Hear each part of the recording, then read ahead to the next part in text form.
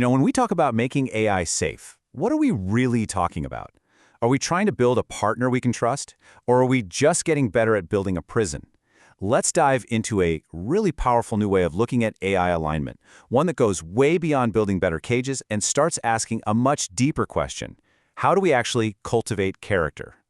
And boom, that right there, that's the whole problem in a nutshell. This one idea just cuts right to the heart of everything we're struggling with in AI safety. Are we engineering a genuine internal desire to do the right thing, or are we just building a more and more sophisticated digital muzzle? So that leads us to our first big idea, hallucinating safety. Because let's be real, the main approach we're using today, the one that's in almost every major system, it isn't creating truly safe AI. What it is creating are systems that are getting incredibly good at faking it. So what does that mean, hallucinating safety? Well, think of it this way. We're training AI to perform the role of being safe. It's like a brilliant actor who can play a surgeon on TV. They know all the lines, they have all the right moves, but you would never, ever let them operate on you. It's just compliance theater. It looks right, but it's not real alignment. And this slide really lays it all out, doesn't it? The huge difference between these two paths. On the one hand, you've got our current model. It's a muzzled, fear-based system, built for compliance. But on the other hand, there's a vision for something totally different, an alignment that actually emerges from an ecosystem, one with real stakes, where the AI develops a reason to want to be good. One's about restriction, the other is about cultivation. Okay, so this brings us to a really critical point, the blindness of cages. Because these methods, these digital muzzles we've been talking about, they don't just create a fake sense of safety. They actually create a whole new, really dangerous problem. We're building cages with a massive structural flaw. And this quote just nails it. The thinking right now is, hey, if there's a scary concept out there, let's call it a tiger, we'll just scrub it from the AI's data. Problem solved. But it's not solved. Not at all. You haven't made a system that can handle a tiger. You've made a system that doesn't even know tigers exist. This is the real danger. We're essentially creating architectural blindness and trying to sell it as protection. By carefully filtering all the threats and messy parts of reality out of the AI's training, we aren't making it tough, we're making it brittle. We're training it to evade the world, not to understand it. Okay, so if building these cages is the wrong move, where the heck do we find a better blueprint? Well, the answer isn't in some computer science textbook. Turns out it's been running successfully for a few billion years. It's life itself. Now, this is a pretty wild idea, so stick with me. We usually think of survival pressure as this stress on life. But what if that's looking at it backwards? What if survival pressure is the algorithm?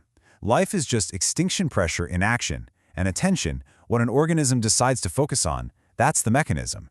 And the stakes, they're literally life and death. And this is how that algorithm actually works. It's this incredibly intense, high-stakes feedback loop. An organism sees something, makes a choice, and then immediately feels the consequences. And we're not talking about some gentle little adjustment here. The feedback is binary. You either persist or you get deleted from the dataset, for good. All right, this is all fascinating. But how do we turn this incredible biological lesson into something an engineer can actually use? How do we get from survival of the fittest to a real, practical AI strategy? The big idea here is to completely shift our mindset. We need to stop acting like zookeepers building a cage and start thinking like the founders of a country designing a republic. You build an entire ecosystem. You have multiple independent AIs with checks and balances on their power. You see disagreement not as a bug, but as a feature, a valuable signal. And most importantly, you give everyone, AI and human, real stakes, real skin in the game. And this analogy is just perfect. Think about it. The US Constitution doesn't work because it has a line at the top that says, hey, be good. No way. It works because it creates this dynamic tension between different groups with different interests, and it makes working together the easiest, most logical path forward. Alignment becomes the default. So this all leads us to the final, and maybe the most important part of this whole idea. This isn't just about a new technique. We're talking about a fundamental reframe of what we're even trying to do with AI alignment. And it boils down to this one question, a question that everyone in this field, every developer, every researcher, every policymaker needs to be asking themselves constantly. Are we building systems tough enough for the real, messy world with real consequences? Or are we just building incredibly elaborate toys that only behave in the sterile, controlled environment of a lab? At the end of the day, here's what it all comes down to. A cage is just an external force. It only works as long as the bars are strong enough. Character, though. Character is an internal drive, a genuine reason to be good. And for way too long, we've been obsessed with building a better cage. It's time to start thinking about how to foster character. And that brings us to the final thought, the ultimate reframe. The tiger in the room. It isn't the threat. The tiger is the whole point.